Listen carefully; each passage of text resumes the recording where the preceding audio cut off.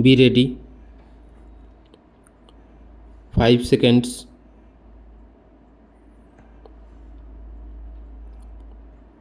Start. In the instant case, seller was not in a position to discharge his burden and therefore he is not entitled for refund. In view of the said position, all the authorities have held that a question of refund of tax would not arise in the case of the appellant, since no tax had been demanded from the appellant for the tea.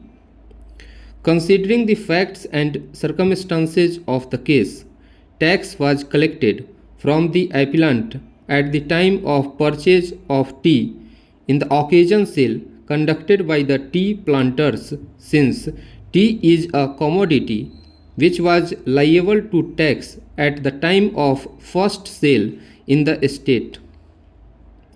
The tax which was collected from the appellant by the dealer has been remitted to the government by the dealer of tea. It further appears that the appellant claimed for refund of the said amount to be paid to it, despite the fact that it is not a dealer in the eye of law. Section 44 of the KGST Act is very clear, and it stipulates that it is only the dealer of tea on whom the assessment has been made, and it is only he who can claim for refund of tax, and the court cannot overlook the mandate. In view of the clear and unambiguous position, the appellant cannot claim for refund of tax collected from the seller of tea.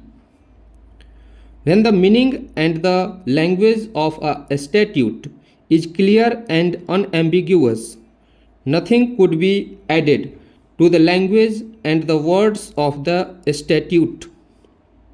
The findings recorded by the authorities below are clearly findings of fact and have also been arrived at on the basis of the mandate of the provisions of the State Act.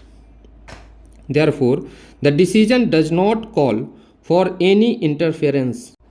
There is no possibility of taking a proactive stance, although it is clear that the state cannot retain the tax which is overpaid, but at the same time such overpaid tax cannot be paid to the assessees or appellants.